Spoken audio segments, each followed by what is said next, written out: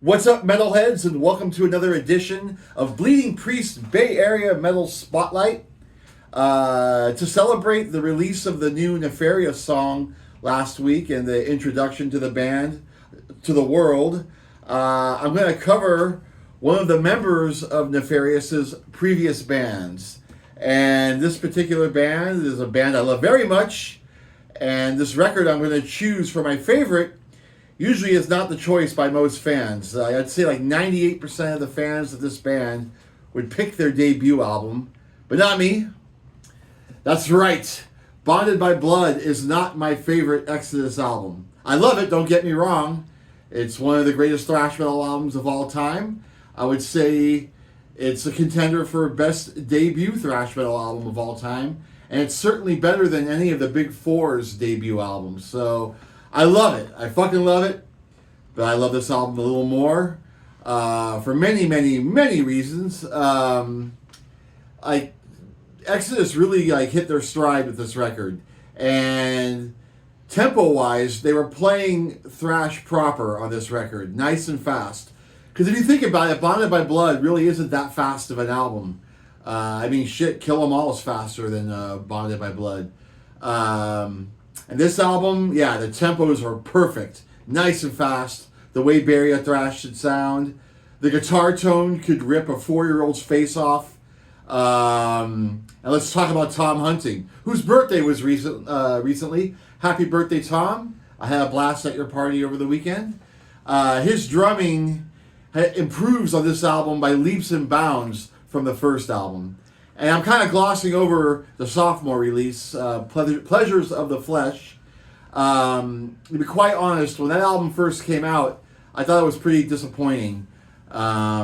Weird production. The songs are good. Most of them are really, really killer, like Chemical, the title track, Deranged. Those are all awesome songs. But there are a couple of forgettable tunes on that album. Not the case with this record. Every song is a standalone kick-ass track, very memorable, and the sequencing on this album is perfect, so the flow from song to song just works perfectly. Side 1, side 2 both have proper ending tracks, and yeah, there's not a weak moment on this record. Pleasures, yeah, it's like a mixed bag of nuts, and my biggest issue with Pleasures, going back to Tom, is the drum sound of that album. They sound just fucking weird, man. And I remember a late night once with Gary Holt, a late party night after a Lucifer's Hammer. We were hanging out at a mutual friend's house in the Mission in San Francisco, partying hard well into the morning hours. And at some point, the album Pleasures of the Flesh came up on the stereo, and we were listening to it. And so we got to talking about the album, and I asked him why the drums sounded so weird. And I wish I could remember exactly what he said, but that was many years and many brain cells ago. But something went wrong with the recording of the drums on Pleasures of the Flesh. So they ended up having to sample all of Tom's drums, which is exactly how it sounds. Like, it just sucked the life out of the drums on that record. And Tom's style, he has a lot of grace notes. And if you don't understand what grace notes means, it's like the hits between the hits. So like you get the prominent accented hits, but between each prominent hit, there's a little like brushing of the stick on the snare, or just softer hits, like softer little rolls between the hard hits, you know? It just adds color to the sound. And you can't hear that at all on Pleasures of the Flesh. It's just the prominent hits. So like, for example, the first time I saw Exodus play Deranged, I was blown the fuck away. I had no idea Tom was doing tom rolls in the beginning. Tom doing tom rolls.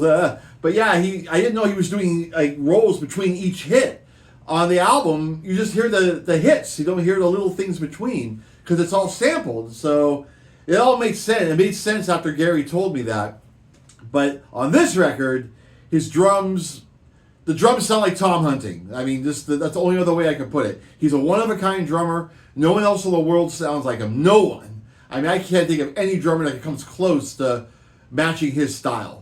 And it just shines on this record, man. The drums are clean, crisp, tight, and he just kicks fucking ass on this record. His double bass is flying, and I wouldn't say it's his peak, but he's definitely on his way to the top of the mountain with this album. And just the whole production in general was just razor sharp, killer. Zetro sounds awesome. I can't think of a bad thing. Even the cover, the war cover, Lowrider, is fun.